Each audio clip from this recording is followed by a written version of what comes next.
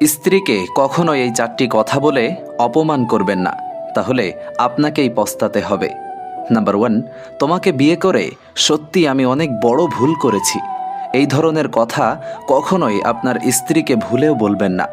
এতে আপনার প্রতি ভালোবাসা তার মন থেকে একেবারে মুছে যাবে। নাম্বার 2, কাজের থেকে বাড়িতে আসার পর স্ত্রীকে কখনোই গালাগালি করবেন না, তাহলে তার মনে এটা চলবে যে যখনই কাজের থেকে বাড়িতে আসে তখনই বাড়িতে অশান্তি করে, তখন আর আপনি বাড়িতে আসার জন্য অপেক্ষা করবে না। নাম্বার 3, স্ত্রীর বাবা মা যদি গরিব থাকে কখনোই তার বাবা মাকে ছোট করে কথা বলবেন না, কারণ সেও তো একটা মানুষ। সে তার বাড়ি ছেড়ে আপনার কাছে এসেছে, তাই তাকে ভালোবাসুন। এভাবে কথা শুনিয়ে কষ্ট দেবেন না।